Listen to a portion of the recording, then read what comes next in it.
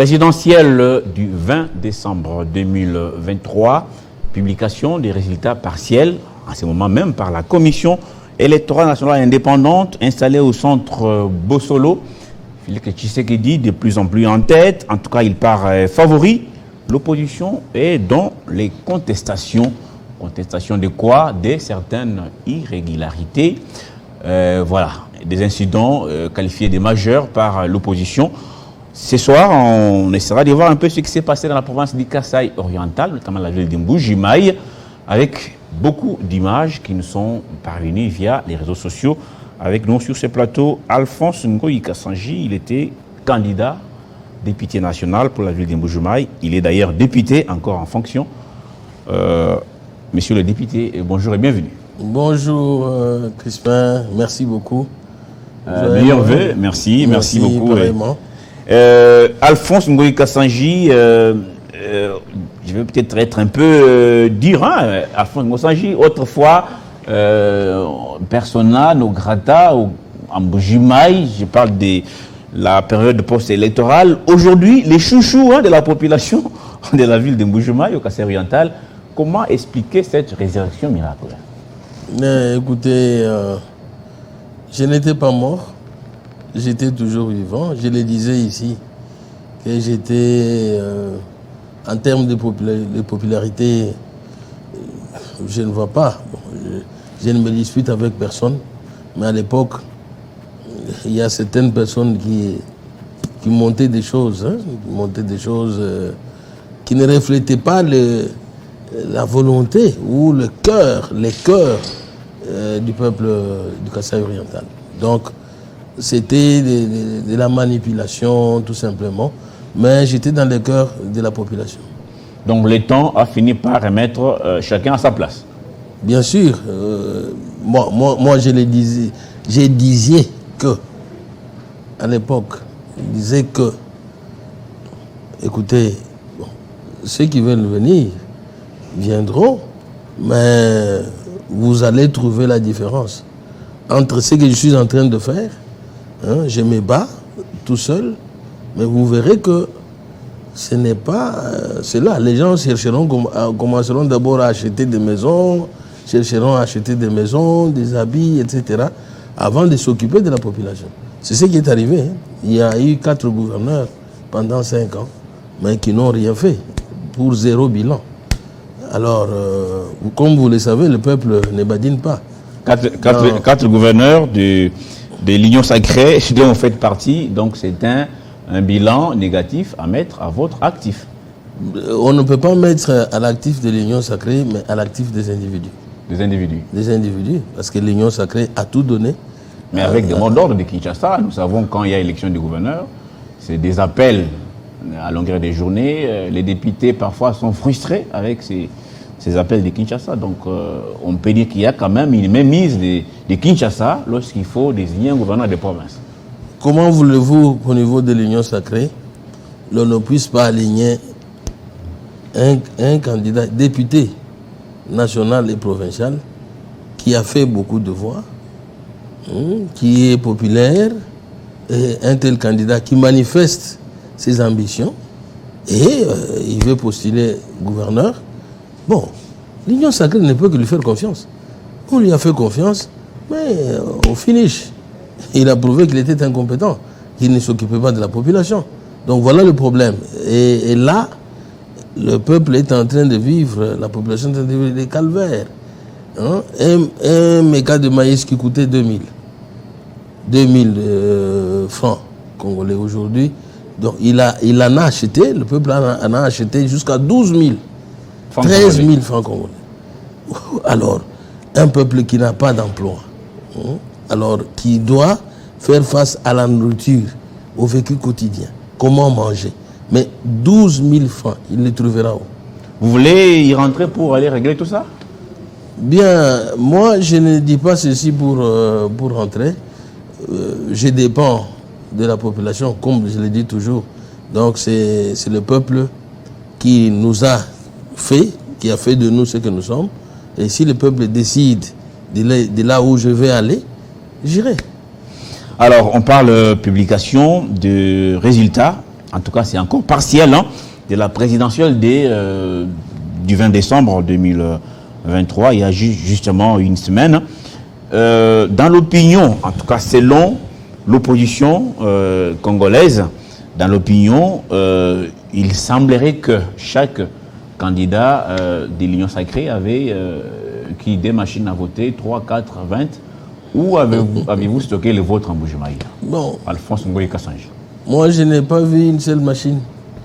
Je n'ai vu que le peuple en train de voter pour moi. Donc, l'affaire des machines à voter, peut-être qu'il en a eu. Qu'il y en a eu. Hein, ailleurs, je ne sais Vous pas. Vous n'avez rien vu de suspect en Mbuji-Mayi? Je ne sais pas. Des gens avec des machines dans un coin quelconque. J'entends les gens parler, mais voir, parce que on peut alléguer, mais il faut qu'il y ait des preuves, des allégations. Les allégations peuvent être mensongères ou avérées. Donc, mais il faut les preuves des allégations. Moi, j'en entends parler. Hein. S'il y en a eu, la justice fait son travail, il met la main sur les auteurs de ces crimes-là, que nous ne pouvons pas tolérer. Parce qu'il faudrait que les élections reflètent la volonté de la population. Et il faut que tu sois réellement élu. Pas un élu fabriqué par les machines à voter. Donc moi, je n'ai pas vu les machines à voter. Ni touché à ça. Ni touché à ça. Moi, je n'ai vu que le peuple qui était en train de voter pour moi. Un peuple qui souffre, en tout cas, comme vous l'avez mentionné tout à l'heure. Alors, il y a cet écart béant quand même, ça saute aux yeux, entre le candidat président Tshisekedi et son challenger Moïse Katumbi. Ce sont les deux là, en tout cas, qui étaient en tête, hein, même lorsqu'il y avait campagne électorale. Un écart plus de 80%, 75%. Est-ce que c'est normal ou c'est les reflets de ce qui se raconte dans l'opposition que vous aviez des machines à voter? Vous savez, tout dépend de la manière dont chacun des candidats a battu sa campagne. Si il faut voir les calibres, les personnalités qui étaient derrière Félix-Antoine Tshisekedi Tshilombo, il faut voir aussi son bilan et il faut voir un candidat qui veut faire, qui promet de faire. Et derrière lui, il y a qui? Quand vous comparez les deux, vous trouverez que cet écart se justifie. C'est justifié parce que le peuple est en train de vivre les 145 territoires, les chantiers en mouvement, et il vit la gratuité de l'enseignement, il vit la maternité, la gratuité de la maternité, ainsi de suite. Donc toutes ces grandes ambitions qui amènent le peuple à se retrouver, et que le peuple congolais retrouve sa place, et donc justifie le vote que vous voyez. Vous avez longtemps géré une province de l'opposition. Vous connaissez comment est-ce que les opposants réagissent. Est-ce que cette fois-ci, ça vous surprend que, par exemple, le camp Katumbi dit il n'ira pas à la Cour constitutionnelle, ils attendent de donner le mot d'ordre pour appliquer l'article 64 que vous maîtrisez bien, vous êtes un élu. Et Fayoulou, lui, a tenté de faire la rue aujourd'hui. Apparemment, la marche a été dispersée. Bien, nous avons ce Congo qu'il faut préserver. C'est notre patrimoine commun. Le pouvoir, vous pouvez l'avoir et ça passera. Mais il ne faut pas disperser le Congo. Il ne faut pas porter atteinte à l'intégrité du pays. Donc il ne faut pas troubler le pays. Alors, il faut tout faire pour préserver ce pays ici, ce patrimoine commun qui est convoité par tout le monde. Moi, je lance un appel à tous les opposants. Vous avez... c'est normal de s'opposer. Hein? Donc quelqu'un peut s'opposer, bon, c'est tout à fait normal. Mais il ne faut pas porter atteinte à l'intégrité du pays. Qui est déjà mise à mal avec l'occupation des Rwandais dans l'est du pays. Bien sûr, nous devrions tous être réunis, mais hélas, il y en a qui font les jeux de cache-cache. Hein? Ils se présentent comme étant, oui, congolais, mais ils font les jeux de l'ennemi. Donc voilà pourquoi vous voyez certaines choses qui se passent, certaines déclarations, vous ne serez pas surpris de les voir derrière l'ennemi du peuple congolais. Donc voilà pourquoi je lance un appel. Si vous êtes Congolais, vous aimez ce pays, préservez son intégrité, préservez la paix. La paix est indispensable pour le développement de ce pays. Le Congo a tant souffert. On n'a pas besoin de troubler cette population. La population a besoin d'aller de l'avant. Oui, vous avez été candidat, vous avez gagné, c'est normal. Tout le monde ne pouvait pas gagner. Hein? Il y en a qui devaient normalement échouer. Hein? Vous avez échoué. Bon, acceptez les verdicts. Et allons de l'avant. Peut-être que vous pouvez vous rattraper. Aujourd'hui, c'est Félix Antoine Tshisekedi Tshilombo qui gagne. Sans conteste. Sans conteste. Je crois qu'il va gagner. Il a gagné. Parce que au regard de l'écart qu'il y a. Bon, on n'est pas encore à 50% je ne pense pas qu'il sera rattrapé. On n'est pas encore à 50% des compilations. Peut-être qu'il faudra encore attendre un peu. Mais vous dites qu'il va... Il est parti gagnant. Et donc, hier, c'était son père qui aussi vivait la même situation aujourd'hui. Donc, mais, attention, le papa, Étienne Tshisekedi Tshilombo, n'a pas troublé le pays. Il n'y a pas eu... la paix n'était pas... Il n'a pas porté atteinte à la paix. Ni attaquer le pays de quelque manière que ce soit. Il avait quand même prêté serment chez lui à la maison. Bon, ça, il a fait, ça a été une cérémonie chez lui, à la maison, comme vous le dites. Mais le pays n'était pas troublé. Il aime le pays, il a prouvé qu'il aimait le pays. Voilà pourquoi je lance ce message à tout le monde. Vous avez été candidat, il faut s'attendre à gagner ou à échouer.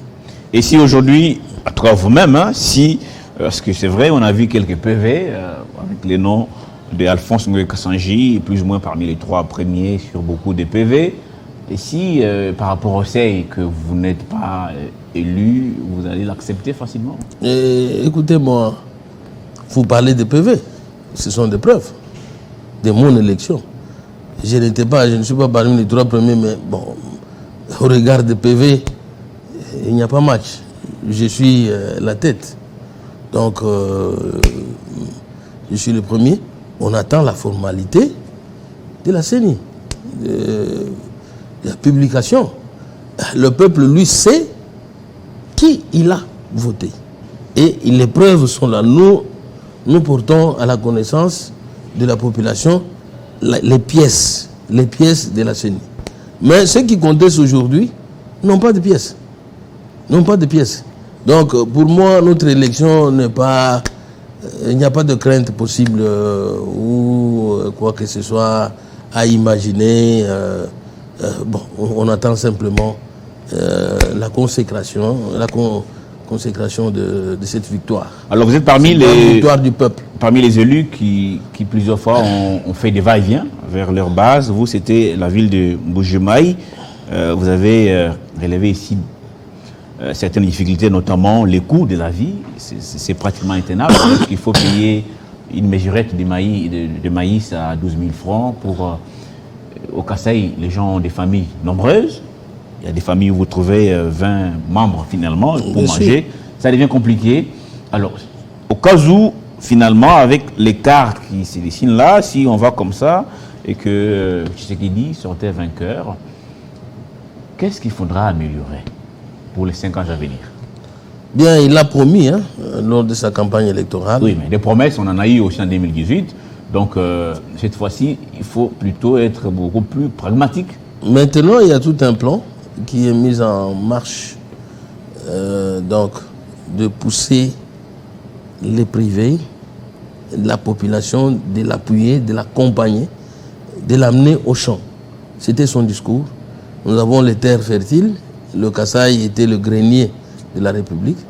Donc les céréales, le maïs étaient cultivés chez nous pour l'envoyer dans le Katanga et un peu partout sur toute l'étendue de la République. Donc cette vocation-là reste intacte. Il faut simplement l'activer. Et c'est cette activation qui entre en scène maintenant pour nourrir la population, pour que la population mange à sa faim. Donc ça a été dit clairement et les mesures sont prises. Et pour les Kasaï, vous connaissez bien la situation de l'AMIBA. Les promesses ont été faites depuis l'ancien président. Tshisekedi est arrivé, il a fait les mêmes promesses. L'AMIBA est toujours à genoux. Vous aviez longtemps œuvré dans ces domaines. Je crois que vous y êtes toujours parce que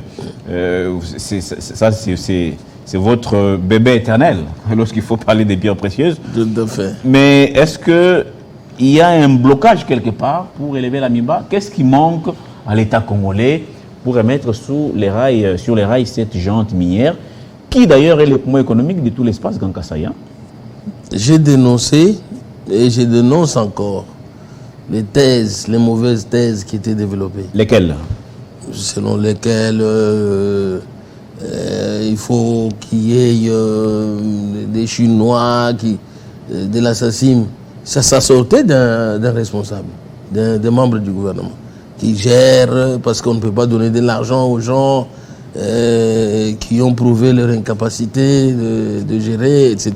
Mais nous avions proposé qu'il y ait quand même une table ronde des élites du Kasaï oriental qui peuvent apporter leur connaissance de la chose.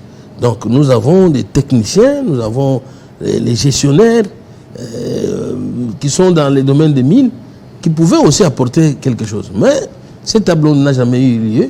Mais c'était un individu, une personne qui a constitué le blocage de la relance de l'AMIBA, je le dis bien.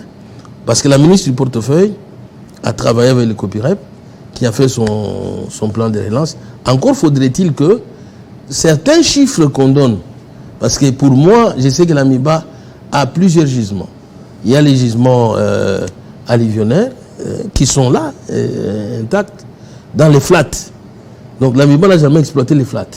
Comme les flats de Dibindi qui renferment des millions de carats. Et les flats ne demandent pas beaucoup de choses. Juste une machine et des pompes puissantes pour tirer l'eau et la drague qui a une caméra qui voit tous les gisements. Donc on peut rapidement et en peu de temps remettre l'AMIBA en marche et continuer les investissements pour l'exploitation de la kimberlite. Mais est-ce qu'on écoute qui? Il n'y a qu'une seule personne qui fait constituer le blocage, qui développe des thèses de temps en temps, qui est allé jusqu'à dire qu'il faut faire l'exploration, tout ça. L'exploration qui a été faite depuis très longtemps. Et donc, j'ai le regret de constater que nous avons fini la législature passée. Et maintenant, nous allons aller vers une autre. Mais si cette personne continue à développer ses thèses, je crains que ça m'aide. Mais vous êtes élu, vous n'étiez pas seul au Parlement. Pourquoi il n'y a pas eu un caucus des députés du Kasaï oriental pour aller voir le Premier ministre, pour aller voir le président de la République et continuer à pousser? Vous dites qu'on vous a voté massivement là-bas, c'est bien beau, mais est-ce que ces gens, ils souffrent toujours?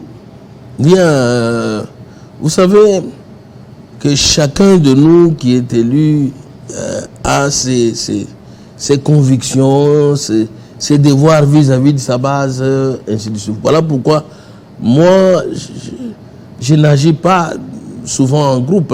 Et bon, quand le groupe semble ne pas être dynamique, écoutez, il faut y aller seul. Il faut se battre et être au front.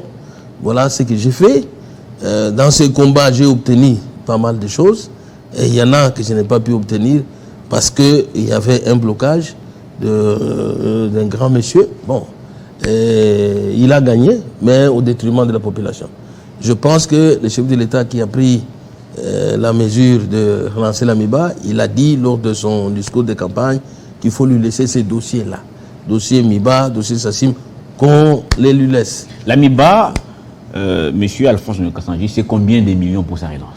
De manière pratique, qu'est-ce qu'il faut à l'AMIBA? Je sais que l'AMIBA a une dette sociale, une grande dette sociale vis-à-vis des tiers, vis-à-vis de ses propres travailleurs. Mais ces derniers acceptent quand même d'y aller progressivement. Ils ne font pas pression sur l'employeur Donc, ils y vont tout doucement. Ils souhaitent que leur société reprenne. Mais les autres, même les créanciers, les autres là, à qui l'Amiba doit, bon, je crois que tous attendent la relance pour qu'ils soient payés petit à petit. Parce que si l'Amiba ne se relance pas, ils ne seront pas non plus payés. Et là, moi je crois que les minimums, ce qui avait été dit, qu'on devait commencer par tranche, décaisser les fonds par tranche, 36 millions par exemple, suffirait dans un premier temps pour relancer des activités. Donc avec 36 millions, on peut déjà commencer la production. Oui. On peut booster la production. Et ça ne manque pas à la République. Ça ne manque pas.